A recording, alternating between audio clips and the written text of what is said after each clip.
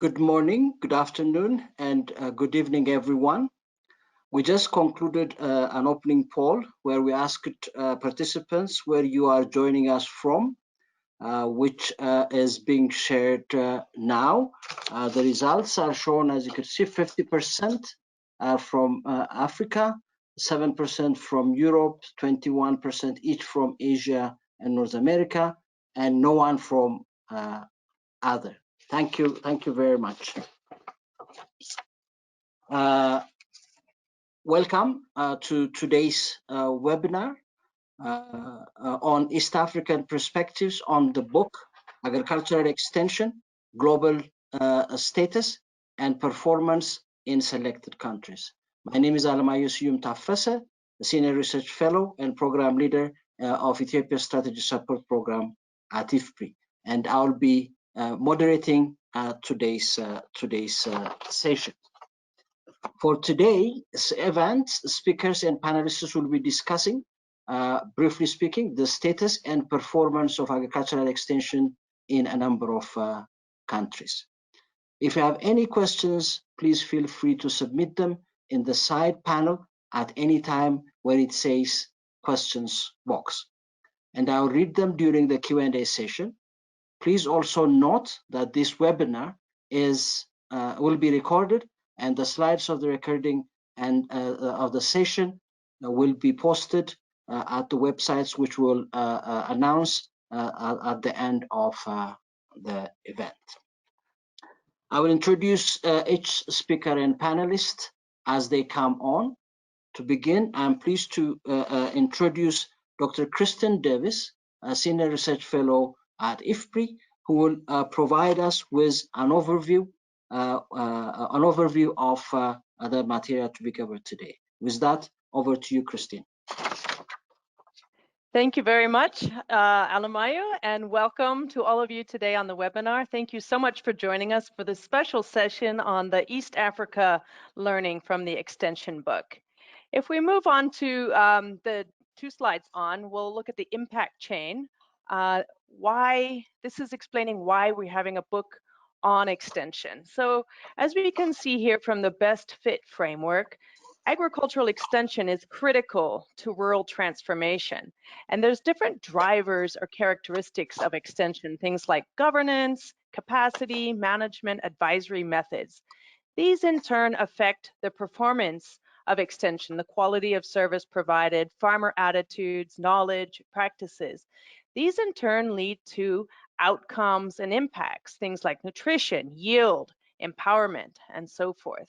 And around all of these are the frame conditions, the contextual factors like the policy environment, institutional linkages, and production systems that affect them. In this book, we look at these drivers of extension performance, the so-called best fit characteristics, to recommend improvements to extension globally. In the next slide, I talk about the 3 gaps that this book fills, and the best fit framework is one of the things that makes the book special. But the other things that this book does is to allow us through the best fit framework to better standardize assessments and use common assessment measurements across cases, thus ensuring some kind of comparability across different geographies, across different countries. Secondly, the book gives us a global status update. We publish new data, new global data, new country level data, and we compare it to past assessments. And then thirdly, we present a set of in-depth country cases that examine the performance of extension services and their impact using primary and secondary data. So we'll be hearing about Ethiopia, Malawi, and Uganda in particular today. Let me just give you an overview of the book in the next slide. The first part of the book, which you can download from the IFPRI website, I hope somebody will share the link with you here. Part 1 is this global overview of agricultural extension covering all different regions and many countries. Chapter 2 of Part 1 is a sort of a landscape, a bird's eye view of extension globally, comparing the recent status to the situation 20, 30 years ago, using primary data from several global assessments that have never been analyzed before or published before.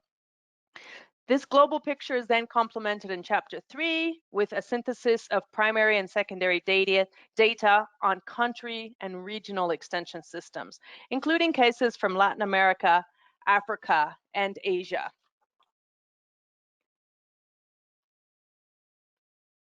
The countries that we selected, you'll notice that there's quite a number of African countries, and we have a good representation from East Africa, but we did choose the countries purposively based on major knowledge gaps, the availability of data, the ability to empirically apply the best fit framework, and the diversity of systems for enabling comparisons. The Brazil chapter, which we won't cover today, gives evidence about implementation of a new extension policy and system. Uganda offers a rich body of evidence on extension reforms over the year. The Ethiopia case is showing us the largest extension cadre, largest investment in extension in the continent, while Malawi and the Democratic Republic of Congo are cases that have limited public investment in extension systems and an increasing role of non-governmental actors. So while we don't have the best regional balance, we do have countries included from all parts of the world. And we do offer these policy lessons and insights across the best fit characteristics in order to improve outcomes, enhance financial sustainability, and to achieve greater scale. I'm going to show you just a couple of slides on some of the findings. They'll be going into more detail in each of the countries that I mentioned. So if we look at the next slide, this talks about some of the findings with regard to governance. This is from the Ugandan extension services. We see increasing pluralism in extension today, but the public sector obviously still has quite a large role. And we do find that there's a lack of policies to guide the governance. In the capacity slide and the next slide, we look at the human and organizational competencies, physical and financial assets. And we see here some of the global data that we have more than 1 million extension agents today, mainly public because they're the ones more easy to get data from. More than half of them have a 2 to 3 year diploma or less, and very few extension agents globally get on-the-job training and continuing education. So you can find out more about this in the book. The next slide talks about management findings, and we have a slide here from Malawi. Similar situation in Ethiopia that you'll hear about too, that agents carry a heavy work burden, not all the work pertaining to agricultural extension services. There's many other services that they provide as well. And many of these public agents in particular have limited to no incentives or rewards.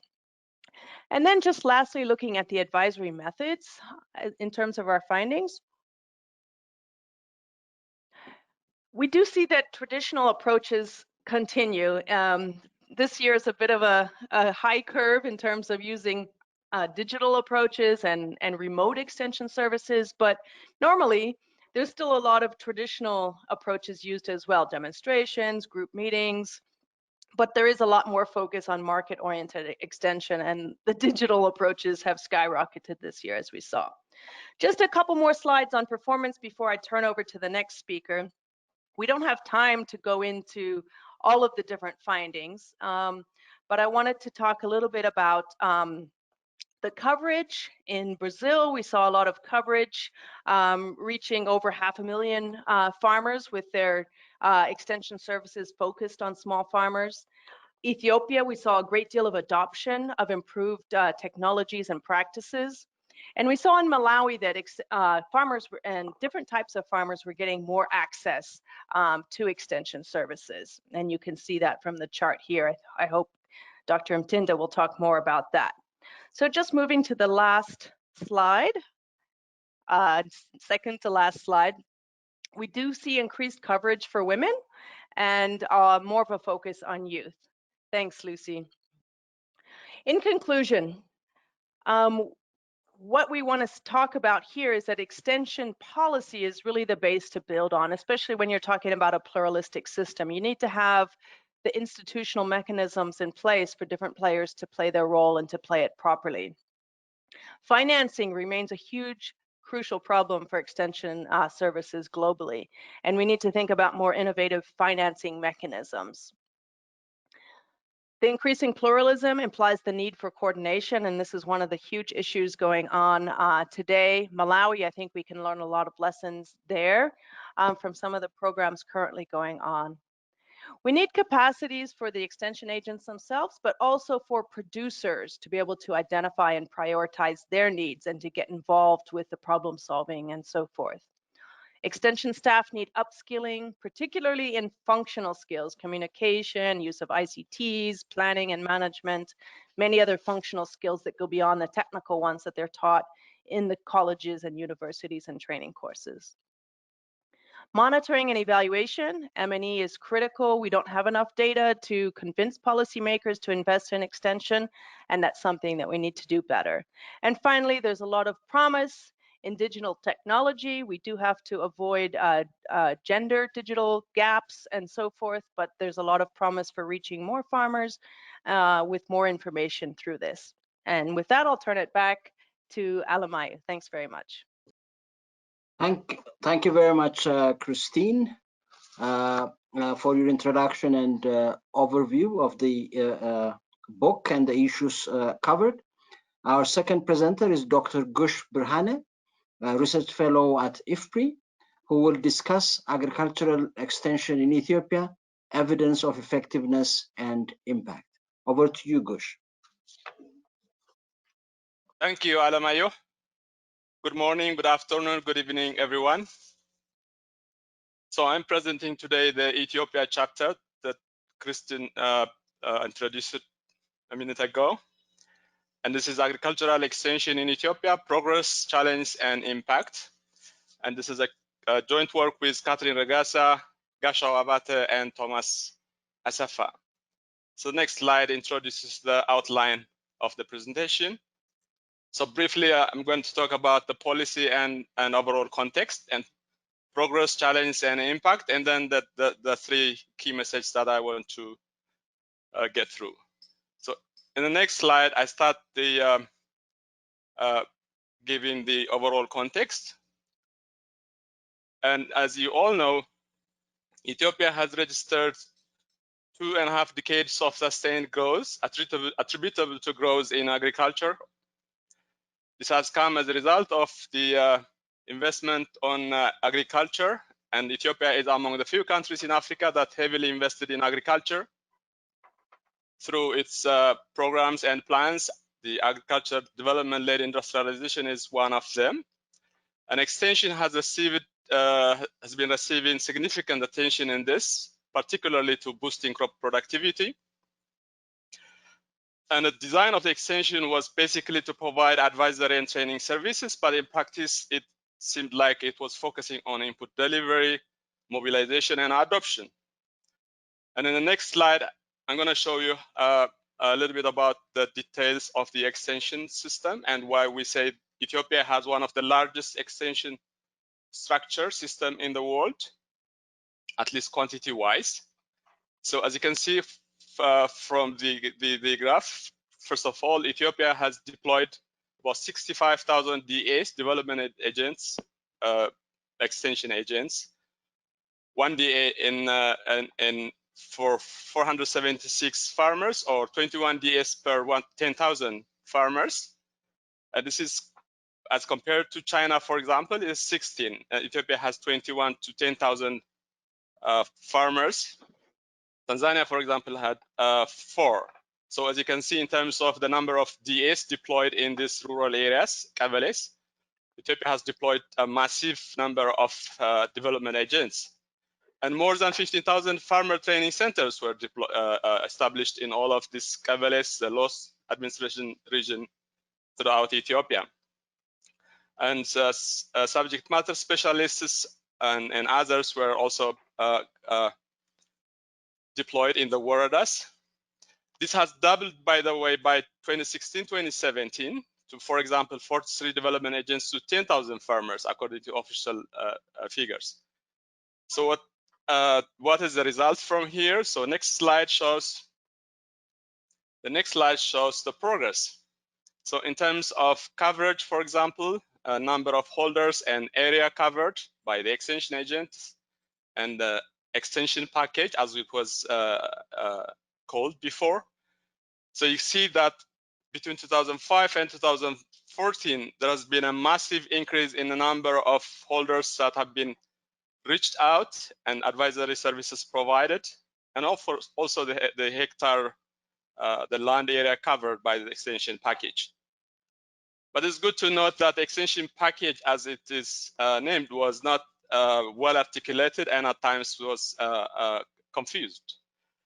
So in the next slide, we show another success story where we see also intensification yield per hectare has, production per hectare, kilogram per hectare, and kilogram per fertilized area has increased significantly in the decade between 2007 to 2017.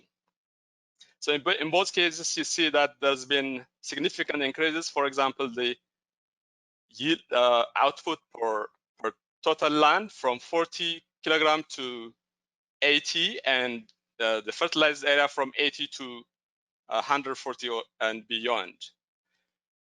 But such a big program in place has been also some challenge. The next slide shows some of the challenges that this system has faced. And one of them is that this program operates within a complex and inflexible public bureaucratic structures and making it difficult to innovate.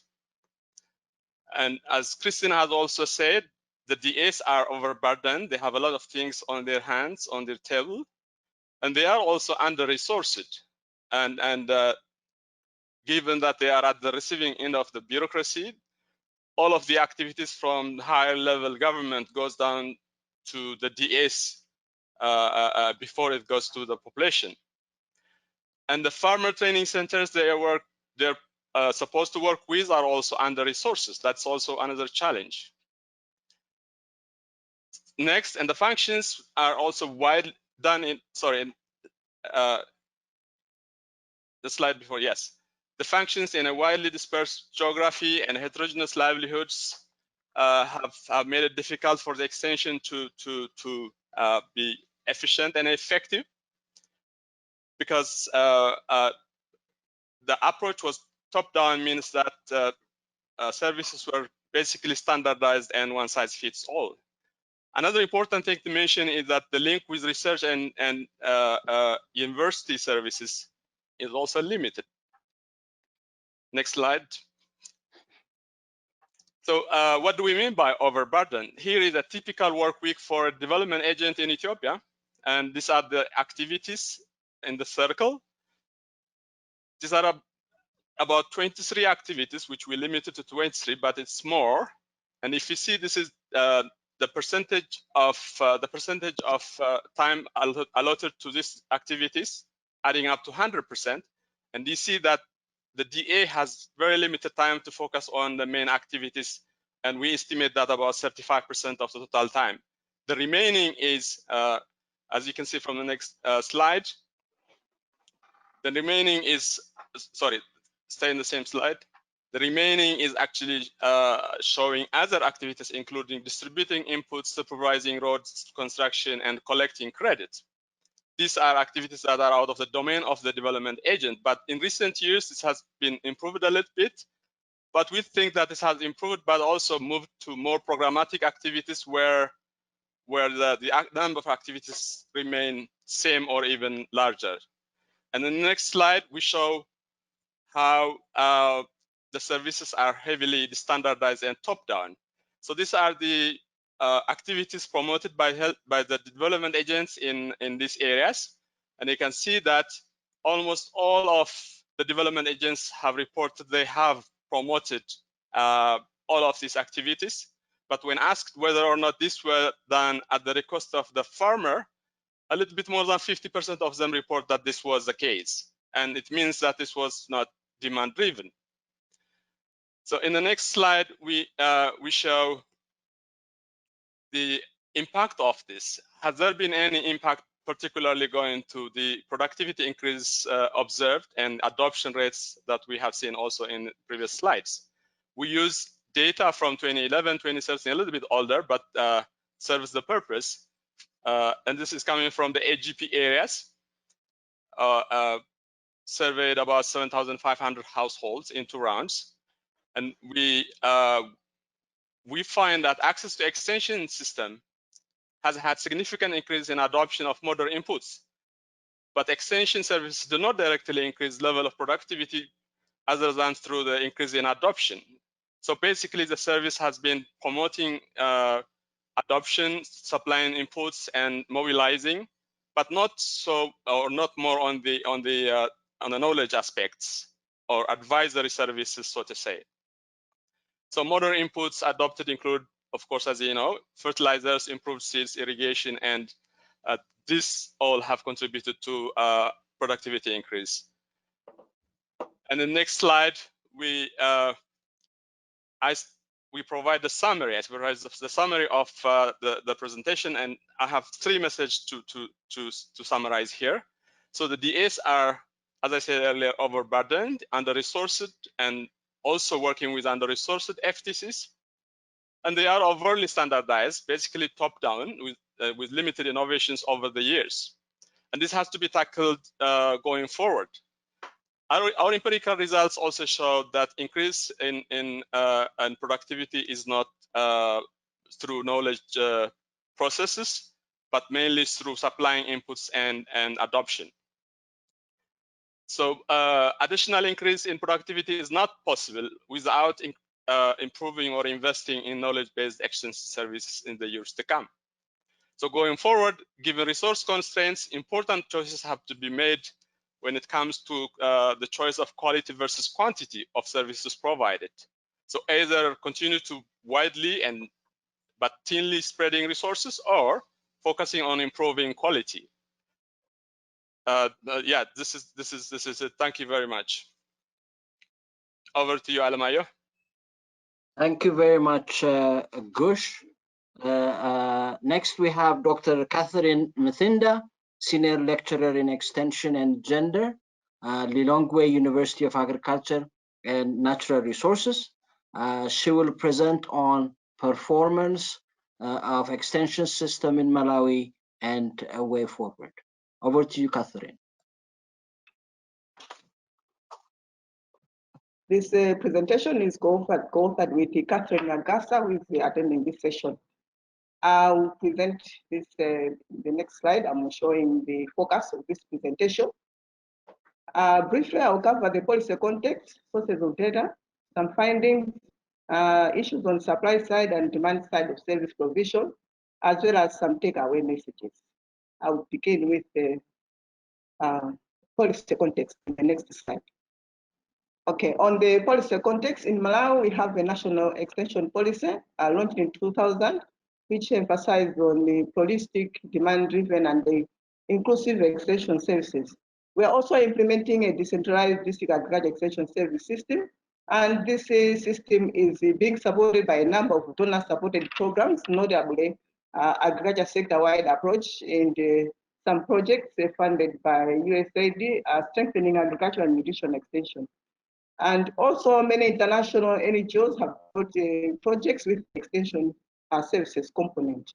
We also are implementing farm input subsidy program with a heavy focus on fertilizer subsidy and very little budget for extension services. There is a national agriculture policy and a national agriculture investment plan. Both of these have got extension as a major component. On the sources of data, can you also show the map, Lucy? Sources of data, we have two major sources of data for this chapter. IFPRI, Flanders Monitoring Agriculture Extension Services Project, most of the data came from there, which had the national representative panel household and the community surveys, a census and the monitoring of 121 state and non-state extension service providers in 15 districts, some interviews with the lead farmers, interviews with the service providers and extension workers. Also some focus group discussions. In addition to the IFPRI project, there was also a census of decentralized district agriculture extension service system structures in 10 USAID Feed the Future project districts. I will now start talking about the findings in the next slide. I'll begin with the positive trends that have come out from these results. The results show that there is a high coverage of extension services comparable to Ethiopia and much higher than Uganda. They also show that there are improvements in access to extension services for both men and women. There is also consistently high subjective ratings from farmers on the usefulness of extension services. There is more diversity in extension messages, moving towards more markets, information on markets, climate change, and nutrition. There's also greater use of cost-effective tools, for example, radio and the community group approaches. And it's also showing greater crop diversification, moving towards away from maize or tobacco and more into legumes, although the rate of change is slow. In the next 2 or 3 slides, I'll be illustrating some of these points using. This slide is showing extension coverage, that it has improved. We can see the changes from 2016 to 2028, some positive trends, and also agriculture in general, and also in the specific topics within agriculture. And 3/4 of the households reported receiving agriculture advice in the past 2 years, and half of them in the last 12 months. In the next slide, I will illustrate another point. Here, the slide is showing access to extension services by method and approach. And we can see on this graph that in terms of extension delivery methods, radio, community or group meetings, face-to-face visits from our agents, as well as the lead farmer, they have a wide coverage, and the radio is topping on the list. This slide is showing the improvement in gender parity in access to extension services. You can see from 2016 to 2018 that there is an improvement in access to agriculture advice across the gender categories: old men, old women, and young men. However, we note that old men have got an edge over young men and over both the groups of women, young and old. They are more likely to access extension services. This slide, I'm going to talk about the areas that need improvement in terms of our findings. In general, the national trend is saying that extension services led to greater technology awareness, but this did not translate to greater adoption of technologies. Adoption of most management practices remains very low, and there's a large gap between technology awareness and adoption. Farm productivity and commercialization remain low. In the next 2 slides, I'm going to illustrate these points, especially beginning with the large gap between technology awareness and adoption. So on this slide, you can see what I mean when I say that there is a large gap between awareness and adoption. You can see on soil cover, there is a very large from 49 to 49 awareness and only 6% adoption. You can also see on the crop residue incorporation, agroforestry, bands and ridges, and so on. It's the same trend in most of the technology that we are promoting. And on this slide, I'm illustrating the fact that there is decrease in productivity in major crops. And you can see on this graph, we got maize from 2016 to 2018, there's a drop in productivity. You can also see on tubers, root crops. You can also see on groundnuts, vegetables, and including tobacco, the major crop. You'll see next slide. Okay, level of commercialization for major food crops. On this graph, we are illustrating the fact that for the major food crops, the level of commercialization is not improving. You can see maize on my left, maize. You can see other cereals. You can see beans, groundnuts, vegetables, oil seeds. All of them are showing that the level of commercialization is not improving. Okay, here I'm going to talk about supply side. What are service providers? Show that there is a growing pluralism of extension service provision in Malawi. In the 15 districts that we studied, we identified 121 various organizations. And typically, there were about 13 service providers in any district. ranging from 6 to 35. This slide is also showing that international NGOs as well as local NGOs or community programs are featuring very high in each of these districts. Next slide, please. And in terms of human capacity, it was difficult to get reliable data, of course, but some patterns have emerged. The results are showing that there is a 1-to-1 ratio of government technical staff to non-government technical staff. There is a 2-to-1 ratio of government frontline workers to non-government field officers.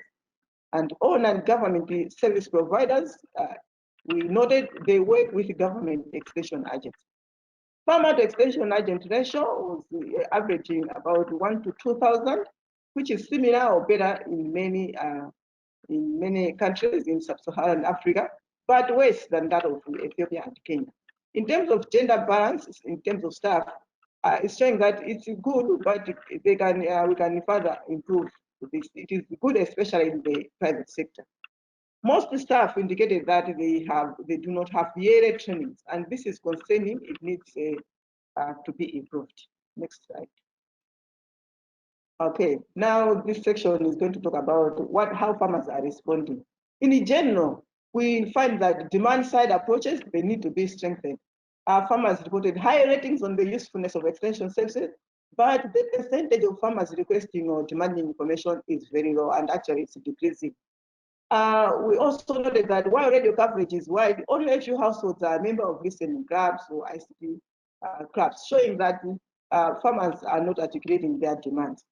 The greater community awareness and sensitization of these demand-side services is crucial so that more people can benefit from them. And also capacity of these ICT-based demand-side mechanisms, they need to be strengthened. I have outlined a few takeaway messages that we can get from this chapter. There are many more, and this is just highlighting.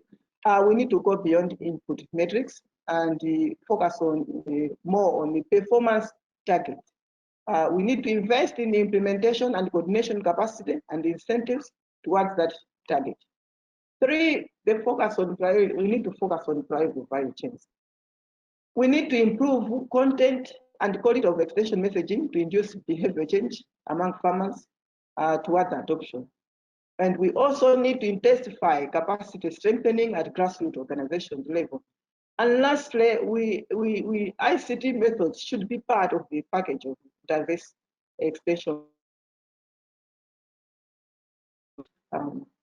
Over to you, Alimia.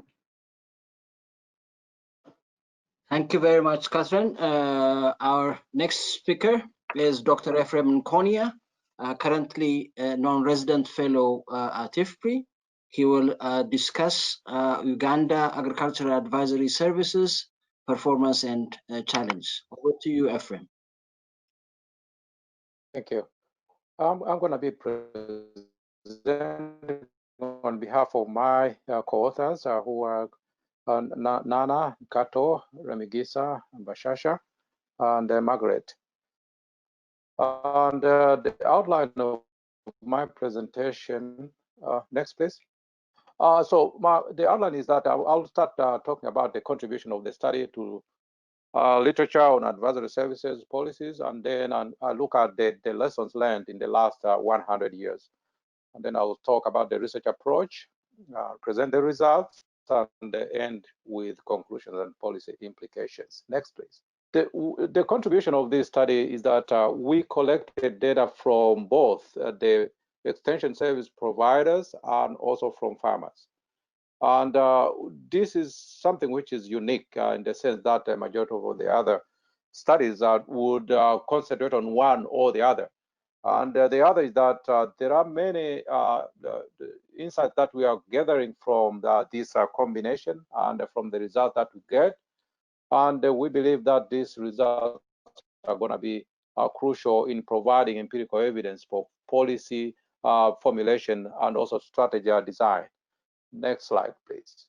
All right, now the century-long policy and development strategies are that between 1920 to 56, Uganda was still under the colonial rule, and everything was enforced. There was no advisory or anything of that.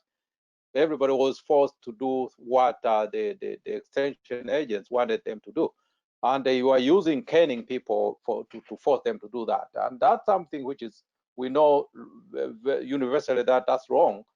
And at the independence of the country, actually what farmers did was actually to destroy the soil and water conservation structures they were forced to do.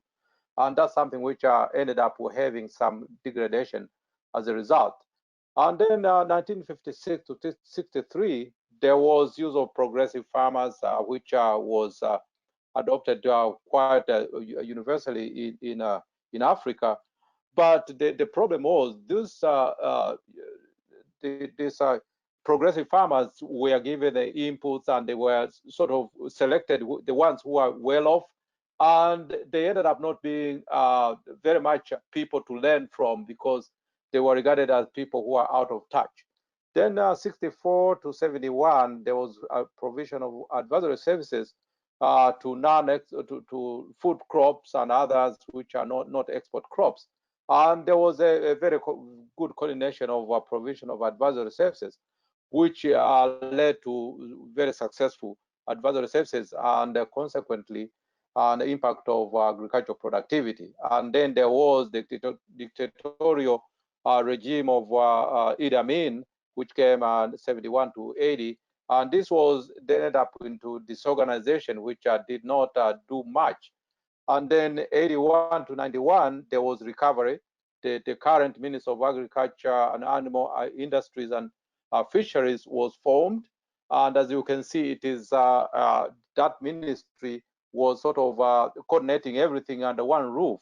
Before that, the extension agents for livestock was different from fisheries and crops, and all that formed something which was disorganized.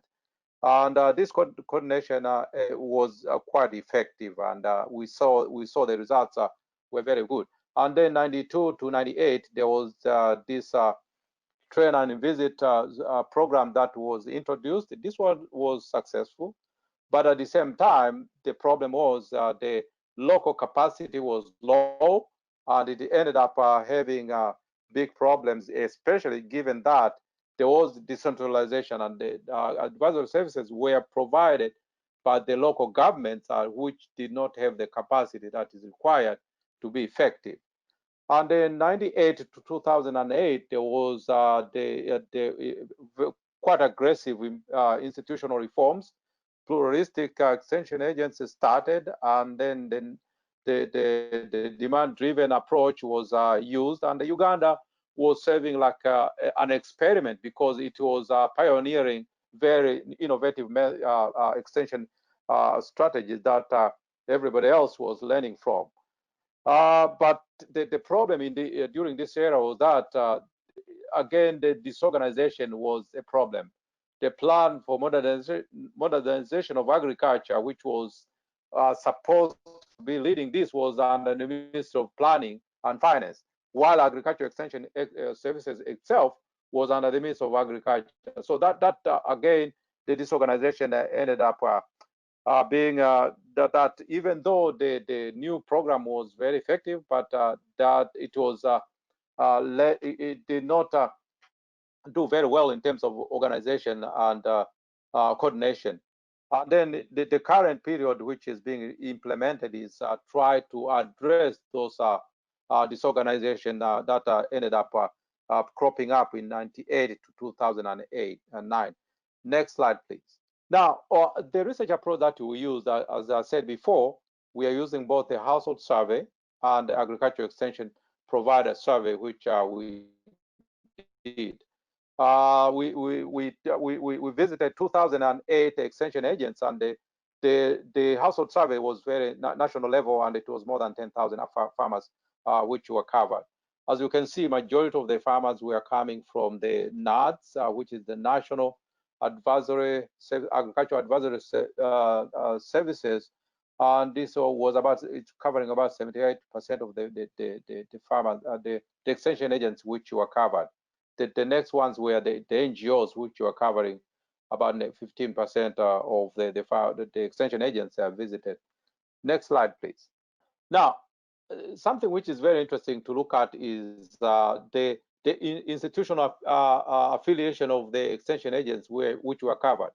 As you can see, the NGOs had the largest share of female extension agents, 27%, compared to only 10% for the government, which is saying something about the effectiveness of the NGOs in terms of recruiting female extension agents.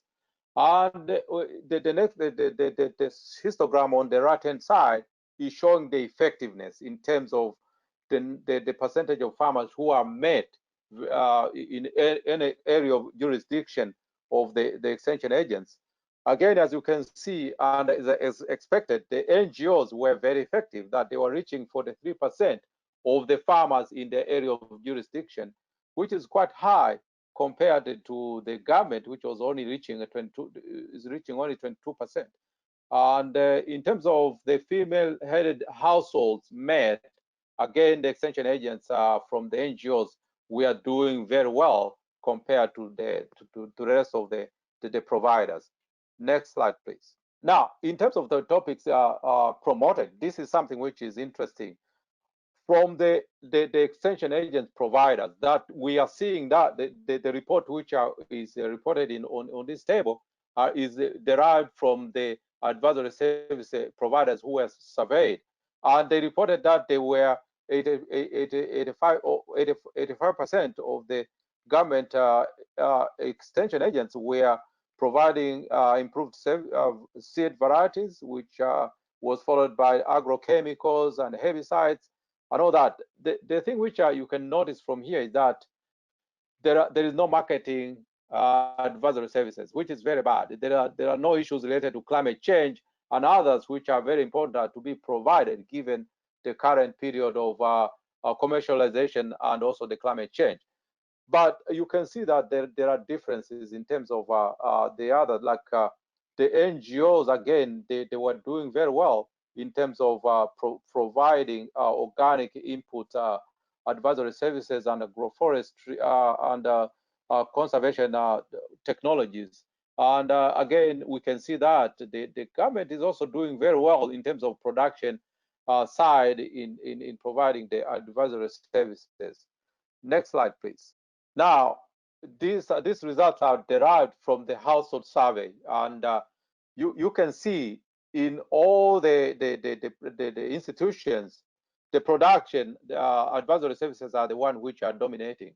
And the thing that is interesting here is that to look at the marketing and prices. The cooperatives are doing very well, and the large-scale farmers who are also using farmers as the producers, they are doing very well in terms of providing marketing and price information compared to the government and the NADS in general. All is you can see from here that each of the institutions which are reported here, they are strong in one area while the others are strong in another area. Okay. Now we looked at the performance of the drivers of the performance. As you can see that there were very across the country, the northeastern part of the country, in terms of rural services, it's quite weak, while the central region close to Lake Victoria, the rural services are quite strong. And that is something that has an implication in the sense that we expect by theory that areas with very high rural service performance are expected to be very effective in providing advisory services than places which are very remote and very poor rural services. But let's see what the results are saying about this. Next slide, please. Now, what are the drivers of effectiveness of provision of advisory services? The first thing is that in terms of education, the female extension agents were very effective in providing advisory services to the female farmers as expected. But look at the level of education. The more you're educated, the less effective you are. The reason is that the people with bachelor's degree and postgraduate degree, they are actually sitting in district offices or government offices. They are not providing advisory services. The ones who are they have certificates are the ones who reach more farmers than the people who are better educated. The implication is that the ones who are providing the legwork of provision of advisory services are the ones with lower education than the ones who are sitting in administrative offices at the district level or at the national level. And if you look at the institutional relations, the NGOs, they were very effective in providing the service, advisory services compared to the government, as we can see. Now, in terms of performance of rural services, this is something which we did not expect, that the areas with poor advisory, rural services are the ones who are they're more effective in reaching farmers. This is something which is quite disturbing in the sense that the people who are in remote areas with very poor rural services are the ones who are doing very well. It just means that those people are they are doing very well, but the others may be involved in other things which are not related to the provision of advisory services. Something which is quite disturbing, and I think the government needs to take note of this, that the provision of advisory services in areas with a high performance of rural services is not as effective as it's supposed to be. Now, if you do the interaction terms, you see that the female extension agents are more likely to do well when they are working under the NGOs than when they are working with the government or with NATS. It's something which is again reinforcing the fact that the NGOs are doing very well, and that's something which is it has been observed in other places as well. Now, the policy implications are quite interesting in the sense that we have seen that the extension agents are from different affiliations. They are strong in one area while the others are strong in another area. It just implies that we need the pluralistic extension agents for us to be very effective. Then we are also seeing that the female extension agents are very effective in reaching farmers who are always shortchanged when it comes to provision of advisory services, meaning that the current number of extension agents who are very few, we need to increase the female extension agents for them to increase the effectiveness of extension services provision in the country. And also the extension agents' capacity to provide non-production services is quite low. And this means that we need to provide on-the-job training for them to be able to understand the issues of marketing and also climate change, which was missing in almost all the provision of extension agents. And that is the end of my presentation. Thank you very much for your attention. Thank you very much, Ephraim. Our next activity is a panel discussion, but before we move on to the panel discussion, we have another poll launched, and please take half a minute or so to answer the poll. We are now closing the poll shortly.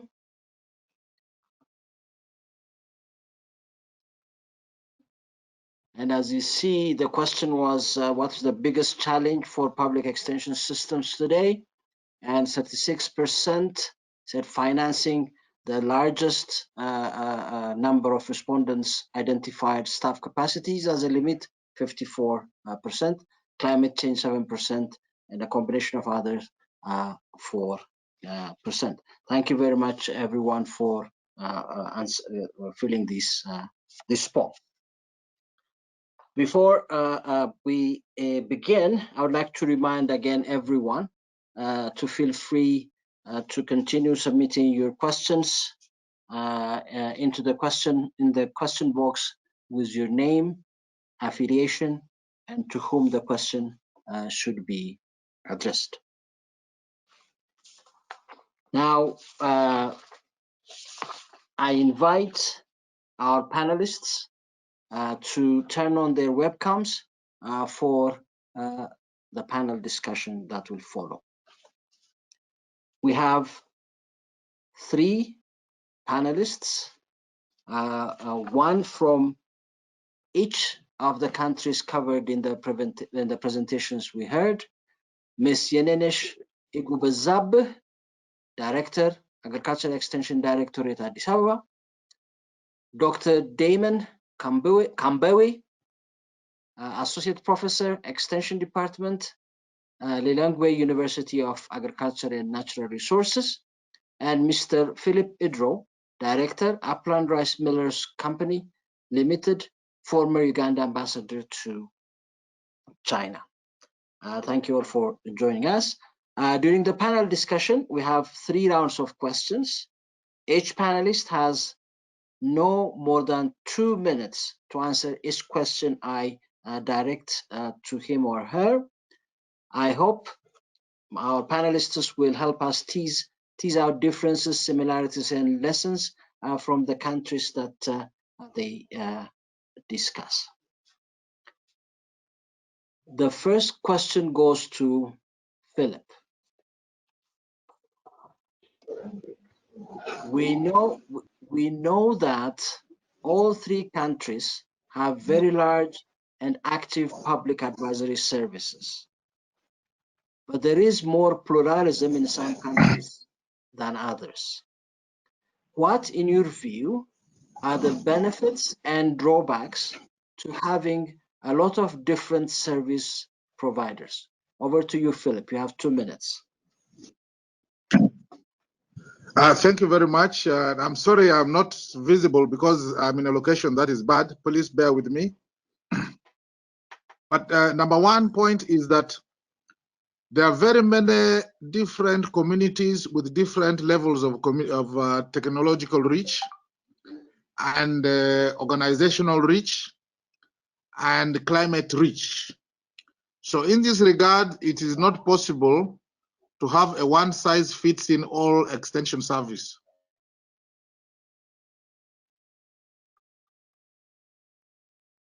Okay. Thank you very much, Philip.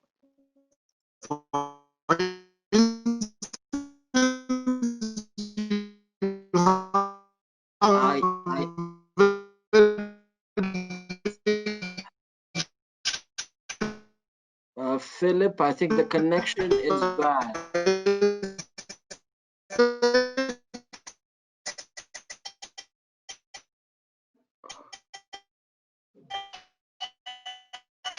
And these sugar estates are more knowledgeable in the sugar production than this one. Hello? Philip, your connection is very bad. We really can't hear you.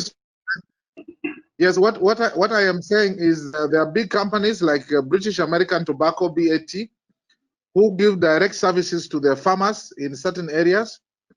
And then you have the government giving to certain particular areas. But at the same time, new technologies arise where the owners of the technologies would like to experiment with the farmers in certain areas, and they give the direct service so that it can be multiplied. So for this reason, they want to sell their technologies. It becomes difficult to have government providing services in the sectors where the companies that have developed technologies are better suited than the government officials. And so with this and the new demands all over the world, the businessmen who want to export also like to elicit their specific private sector technological extension systems, like the flowers. So it becomes difficult then to get government to train people for flowers when these guys bring in experts from other countries. So in this regard, I think it's important that we continue the multifaceted extension systems to allow for the various extensions. After all, even if you produce enough of the same thing like food, the national demand is so small that the 3 countries can only survive if the millions of farmers export and a few hundred thousands produce food for the country, and at the same time, these foods are normally low value costs, no low value addition. They're important for calories, but in the world market, they provide low value costs. Okay, thank you very much, Philip. Thank you very much. Thank you. Yeah. The next question goes to Damon. Damon, Uganda has instituted registration and professionalization of extension services providers. Is this something that would be useful in Malawi? Over to you, Damon. You have 2 minutes. Thank you, IFPRI, for the question about professionalization. Let me begin by saying in Malawi, the issue of professionalization is already a debate that we are working on.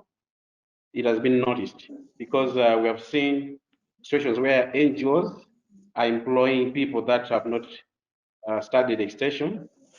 We have also seen situations where extension workers don't have the capacity, especially content and facilitation skills, to work in extension. And more important, farmers are receiving unapproved technologies and even substandard technologies. Now, taking note of this situation, the extension department, the Ministry of Agriculture, has gone ahead in organizing a strategy which is going to deal with issues of professionalization, even when it comes to accrediting extension workers, so that those that employ extension workers employ those that are qualified to be extension workers. At the training level, we are also working with the university, which is teaching students to be professional extension workers, and we have used now the curriculum has been upgraded to embrace experiential learning as a way to equip our students better to become professional extension workers in the field. Thank you so much, IFPRI. Thank you very much, Damon.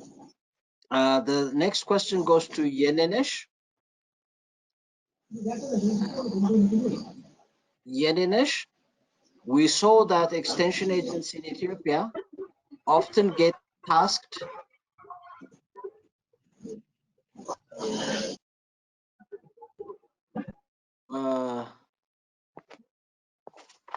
okay. Damon, can you mute?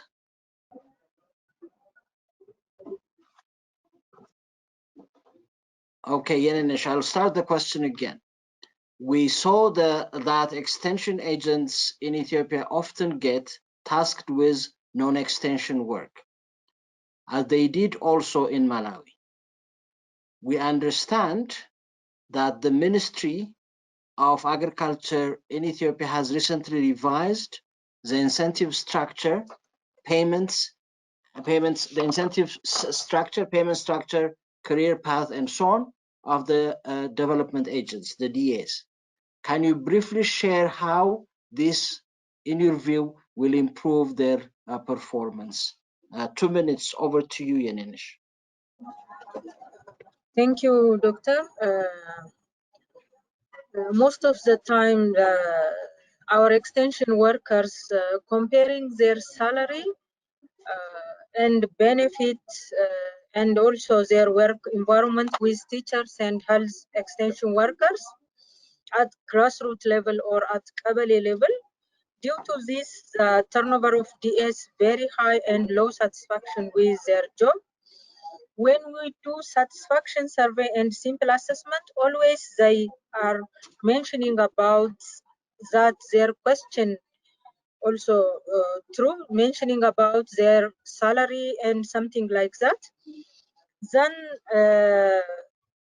our directorate communicated with higher officials and regional bureau head and also stakeholders. Then it is our question also accepted by the higher officials. Then we revised the incentive guideline and career path for the development agent.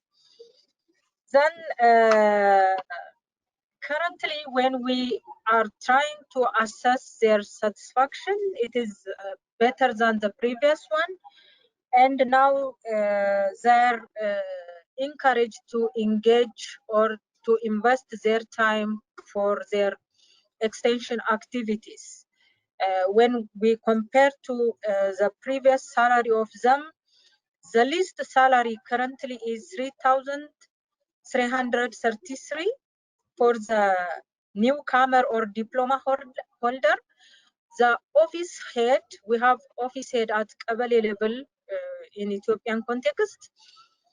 The salary now is 10,500 around in Ethiopian birr. So currently their satisfaction and their performance better than the previous one. We assessed quickly to compare the previous one. Thank you. Thank you very much, Yaninish. The next question goes to Damon. Damon, all three countries have an extension policy, although they are at different stages. What, in your opinion, is working or not working about the extension policy in Malawi? Over to you, Damon. 2 minutes. Thank you, Arimai, for the question about the extension policy. Whenever one goes around in Malawi about the extension policy, the clear message you get is the extension policy is good, bad.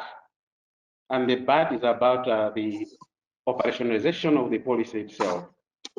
So what is working about the policy as of now is the establishment of the structures for extension, which is happening at the national level, at district level, as well as at community level.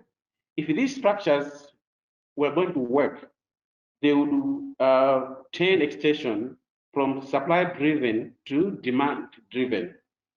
Currently, what is not working is that it's not functional. It's hard to implement this extension policy. And there are many reasons for that. One of them being lack of capacity at different levels to implement the policy. Again, we don't have a clear framework for implementing this policy, and that's why it's not being implemented. Actually, in most cases, the implementation of the policy follows the technology transfer model instead of the innovation systems model. And that is a big challenge that we're having in the implementation of the policy.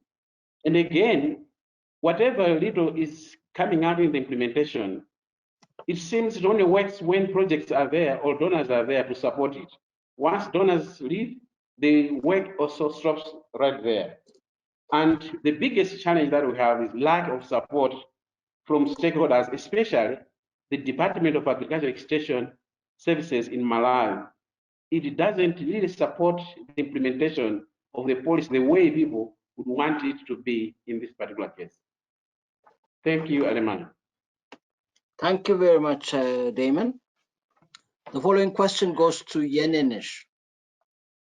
Yaninish, everyone says digital extension is the future of extension, especially after the COVID-19 pandemic. Does this really work in a country like Ethiopia, where, as you know, network infrastructure, limited assets, or capacity may not support a fully digitized service? Over to you, Yaninish, 2 minutes. Thank you. Yes, it works because we have to start from the area which has good infrastructure. We can also use interactive radio program, video-based extension with Pico projector using solar system. Side by side, we can also establish or upgrade the infrastructure and also working on capacity building of experts at all levels. We are closely working with Farm Radio International, especially during COVID-19, to broadcast technical message to different extension activities and also awareness creation on COVID-19. We already working on Oromia and SNNPR region. We have also close linkage with Digital Green Ethiopia, working on video-based extension by identifying different challenges and different gaps from our farmer side and also pastoralist side. We have also 8028 and 6423 short message line for farmers by mobile phone. By dialing, they can listen different technical messages, which crafted at national and collaboration with lower level of expertise. We are also using printed media like posters, brochures, booklet, and also now we are ready to distribute 35,400 tablets for development agents to provide them technical message to extend different information, to monitor the extension activities, and also to give them feedback and to train development agents. Already this kind of tablet and different questionnaires content already pre-tested. By introducing a learning approach, e-learning approach, we can also elevate the TOT training problem, information distortion, resource limitation, government burden, and time limitation. Also, we can minimize such kind of problem by distributing those tablets. Currently, we also giving training for our experts on IFPRI application to change the training material in e-learning type. So it works, and at the same time, side by side, we can improve the infrastructure, and also we can upgrade different ICT infrastructure at grassroots level. Thank you. Thank you very much, Eninesh. Philip, the next question is for you. Thank you. From the country presentations, what are key lessons from other countries' experiences you think would be relevant to your country? Over to you, Philip. 2 minutes. Thank you. I think the first one is the digitalization of educating farmers. This is very, very cost effective, and I really would like to see how we can work on that. And I'm wondering how this would compare with the huge numbers, again, of extension service which Ethiopia has. It will be a very interesting coordination on that. But I also would like to find out, in terms of the finances, whether we should go into more government funding of projects, or we should go into more financing by government giving money to banks so that it can be recycled at the farmer level. These are two different issues, and we need to know what is best. And at the same time, I am not sure, I've seen Ethiopia has the production push, but I would also like to see the market pull to know which has a better impact in the country so that we can be able to compare. But otherwise, all these countries are adventuring in different ways, peculiar, and I think they are a very good benchmarking for us all in Uganda. Thank you. Thank you very much, Philip. Yeninesh, this one goes to you. All three countries have donor funding. By the way, Yeninesh, there is background noise that I hear from your mic. Now it's gone. All three countries have donor funding for extension services, but some appear to be more donor driven than others. Is there something you have learned from the other countries that your country could take up? How do you think extension in your country could become better financed? Over to you, Eninesh. 2 minutes. Thank you, Doctor. In Ethiopian context, almost all budget for extension and advisory service financed by public extension. So the government invests huge amount of money for DS and expert salary. The FTC building and furnishing also. Budget also financed by government and communities. Activate College also financed by public, you know. Therefore, to minimize the financial burden of government and to provide quality extension and advisory service, we need to design pluralistic extension and needs to invite private sector, NGOs working on extension, cooperatives, union, agro dealers, and they should engage in extension and advisory service.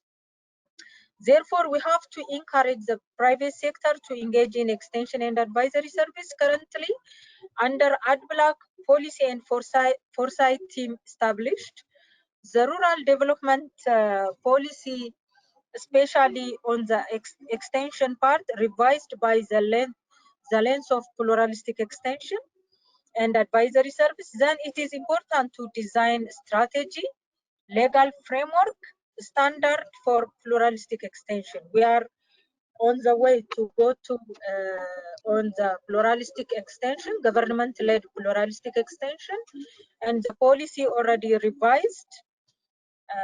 We have to elevate the burden of government, especially on finance side. Thank you. Thank you very much, Yaninish. Philip, this is a question for you. Thank you. Is the Farmer Training Center FTC model from Ethiopia something that Uganda should consider? Or what should be a better alternative? Over to you, Philip, 2 minutes. Can you ask that first part again? I missed it due to network. Oh, okay, sorry. Is the Farmer Training Center or FTC model from Ethiopia something that Uganda should consider, do you believe? Or what would be a better alternative? Yes, we are developing here a similar thing. We have developed 22 centers in the next 3 years to be installed in the country, which is the same as the Ethiopians, where input suppliers would be all stationed with every equipment, and the farmers will use those centers as the high quality training center. And so we think this is very good because each region has a unique product they are producing. And for purposes of increased productivity and increased quality, we think these centers, what we call input centers, will be a very good place because we have had a lot of problems with what you call these counterfeit commodities reaching the farmers. And we think these centers will help, but we're also asking them to increase training. And the target is to raise productivity of every crop, like maize from 2,000 kilograms per hectare, 5 to 6 kilograms. Of rice from 3,000 kilograms per hectare to 5 to 7 kilograms. So we think these farmer centers will galvanize all the extension services and government and farmers and make them reach much better. So we are very happy to further benchmark with Ethiopia because we think these are some of the important critical interventions that may make changes in the country. Thank you very much, Philip. This is the last question for our panelists, and it goes to Damon. Damon, can you briefly give us some examples of strategies being adopted in your country on strengthening the linkages of research, extension, and education? Over to you, Damon, 2 minutes. Thank you, Armand, for the question about linkages between extension, research, and education. Currently, in Malawi, the story is a bit different. That you have extension working parallel to research and education at the same time. So what we have is that well, a situation where there's no clear strategy as of now on how these were supposed to work together, although in the founding stages, 1960s, the design was that these extension research were supposed to work together, especially when they were establishing the national agricultural research stations in that process. Currently, there's no interaction. And at one point, the adaptive research approach was meant to bring together extension, research, and the farmers to work together. But the coming in of decentralization with the decentralized extension system, the adaptive research, especially played by the agricultural development divisions, has now not been prioritized, and we don't see much of adaptive research taking place.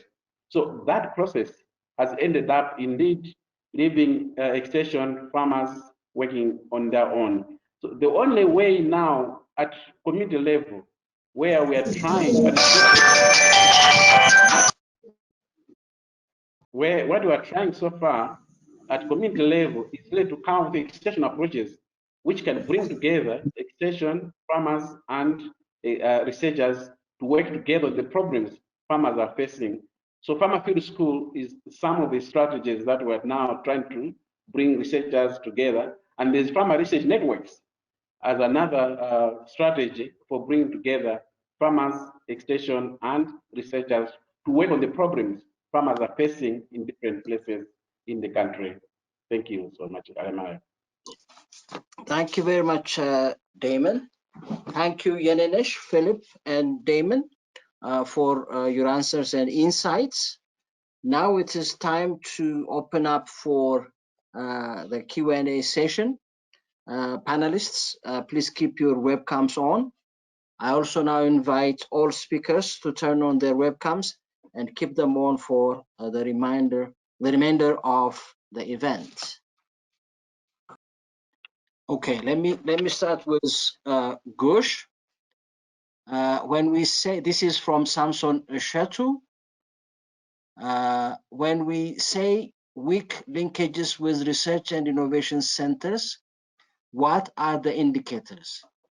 This is a general remark in almost all studies. Could you tell us specifically what are the features to say so? Over to you, Gush. Thank you very much, Alamayo. Thank you, Samson, for asking this very good question, relevant question.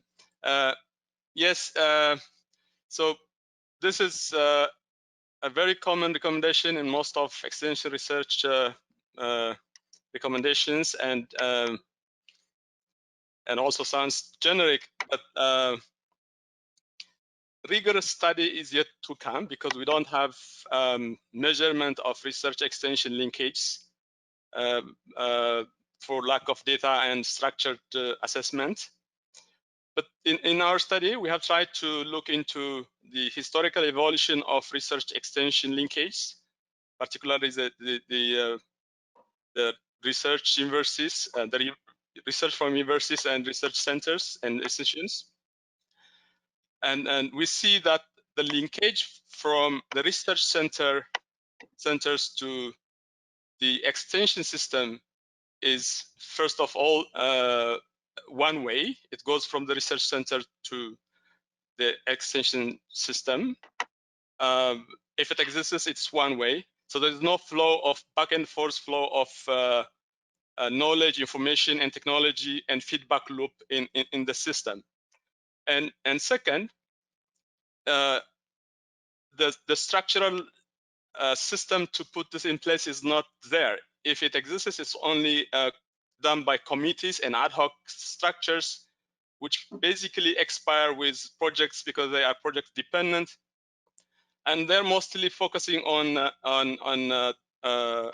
following up and looking into how generic structures are going and flowing and follow up issues, and not transfer of technology and knowledge. So you know, the AdBlock, the REFAC, and all those committees are there, but they're only focusing on, you know, higher level issues and not necessarily looking into the technology, and it's not the best way to transfer technology to the extension system. So the way we look at this is that it is important that we, you know, this is looked at carefully, and there is a structure, well-linked structure, and removing the overlaps also between research centers, and making sure that the technologies innovated, designed are reaching farmers. And not only that, the information, the feedback information from farmers is also going back to the research centers, where the research centers also improve on their technologies. Thank you very much. Back to you, Alan. Thank you very much. Thank you very much, Gus. The next question is from Cicelo Semelani from University of Pretoria, and goes to Ephraim. Women in NGOs seem more effective. What, in your opinion, encourages that, and can it be adopted? Can we adopt such a model? Over to you, Ephraim. Yeah, in general, I think the other results which you did not report is that we are comparing the motivation, the incentives that women and men extension agents provide.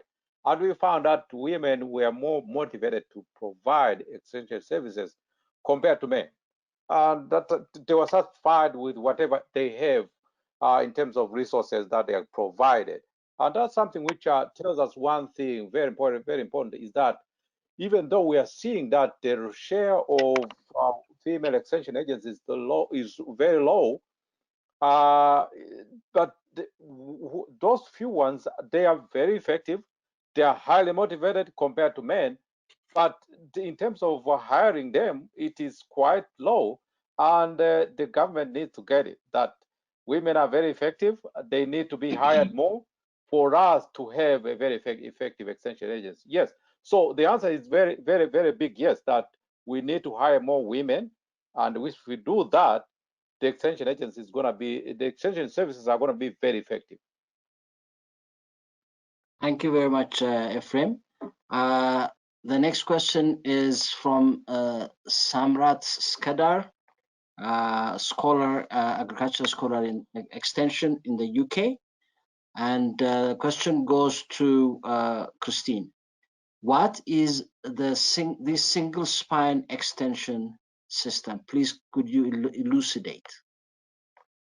Kristin, yeah, I think that's the question for Ephraim or Philip, but it's the new extension model in Uganda, which they can better explain than I, and you can read about it in the book. Ephraim, you want to take it? Yeah, the single spine extension agency, it means that it is a question of coordination. That the spine itself is one, but it has many spikes from it. And in this case, what they did was to make sure that all providers of extension agents are coordinated with one ministry, which is the single spine which we are talking about. They are quite diverse, and this is derived from the NADS, the National Agricultural Advisory Services, which was existing, which was not as coordinated as the spine is. But again, we cannot say much about its performance because it just started. We don't know how effective it's going to be. But the theoretical formation of it means more coordination, that the extension agents, they are diverse, but they are coordinated to one single ministry and one single organization, which is the single spine which we're talking about. Thank you very much, Ephraim. The next question goes to Damon. Many people are saying that the public service should focus on coordination and regulation rather than service provision. What's your response to this in the Malawi case?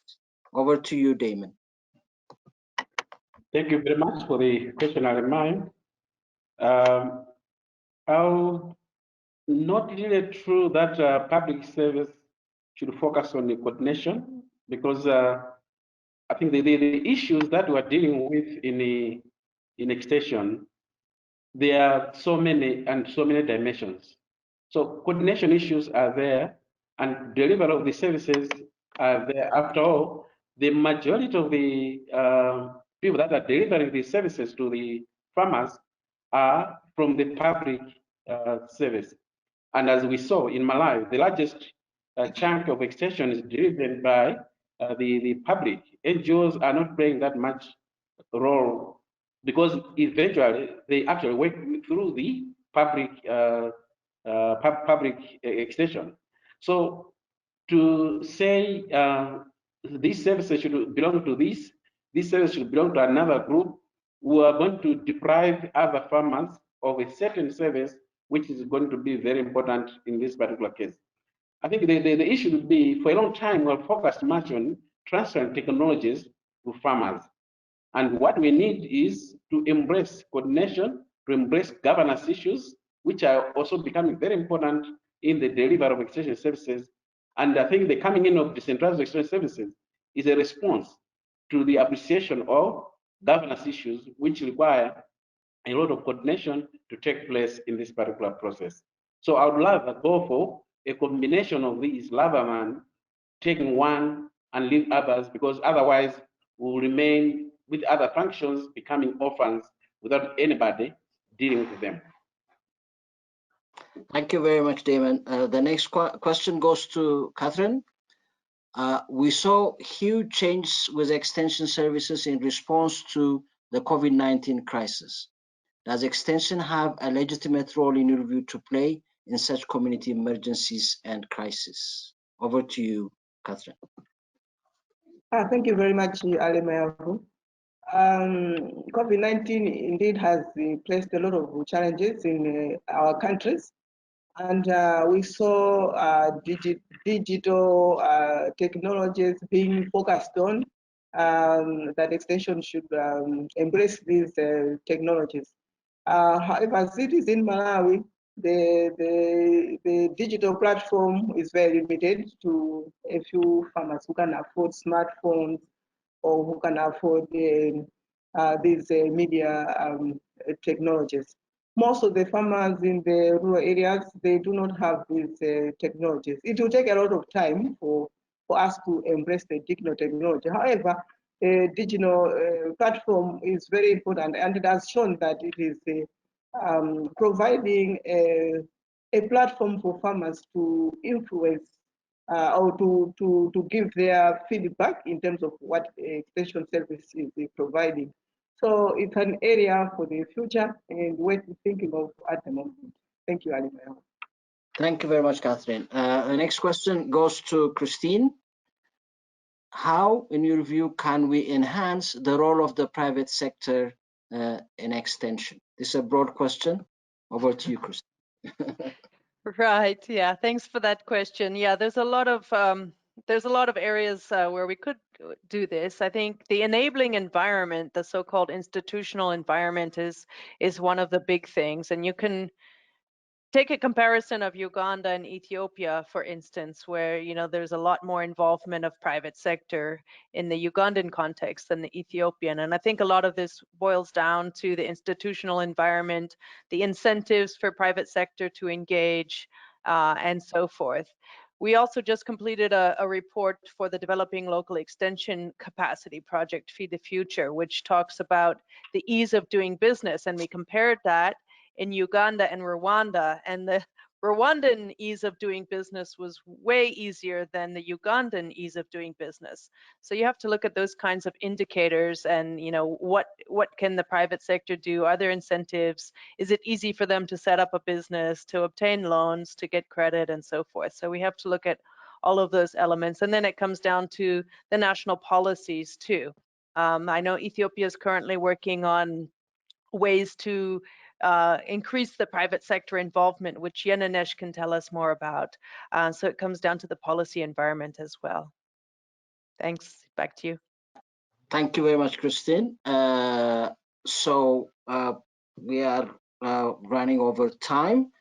This would be the last question. All the questions would be answered, and the answers would be posted. And this question goes to Yenenesh.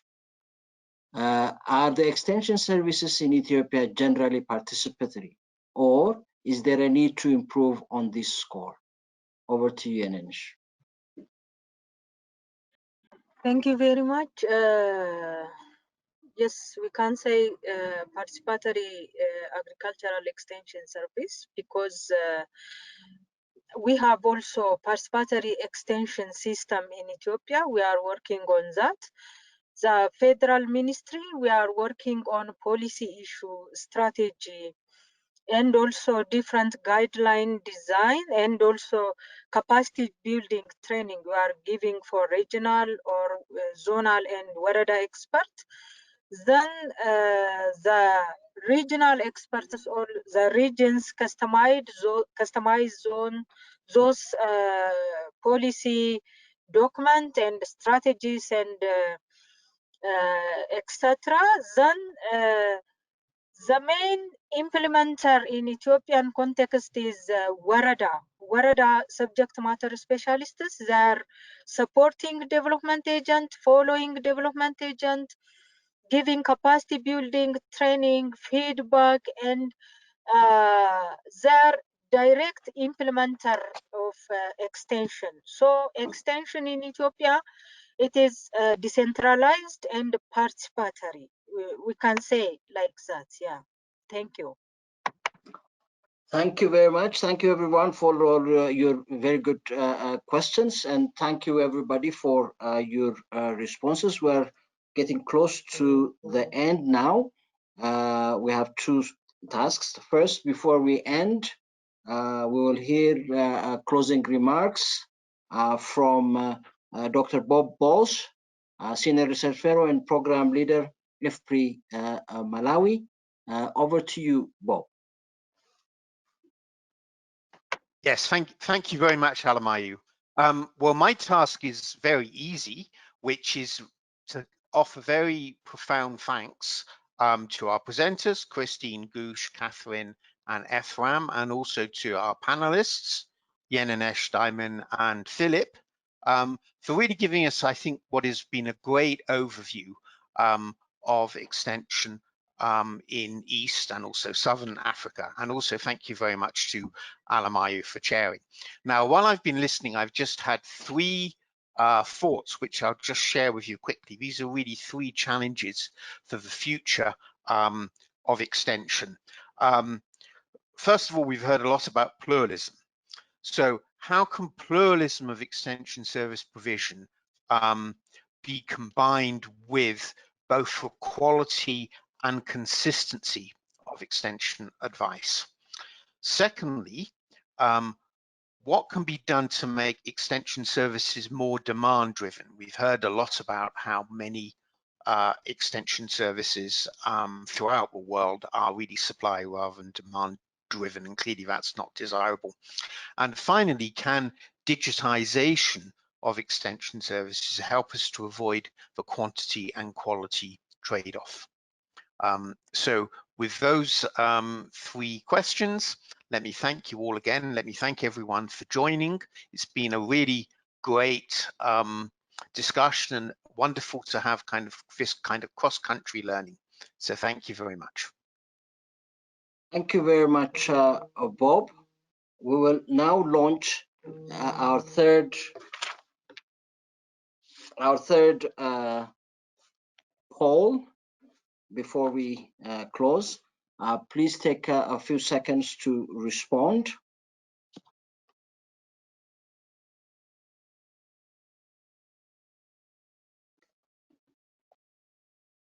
We will close the poll now and soon get the results. In your opinion, what is the biggest opportunity for extension globally?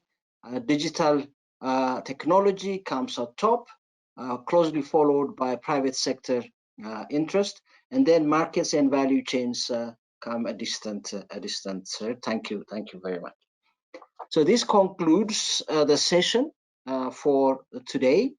I would like to again thank all our speakers and panelists and Bob for their remarks, and of course our audience for attending and participating in the events and the Q&A. If you like to send comments or questions about today's webinar, please contact the emails listed on the screen in front of you.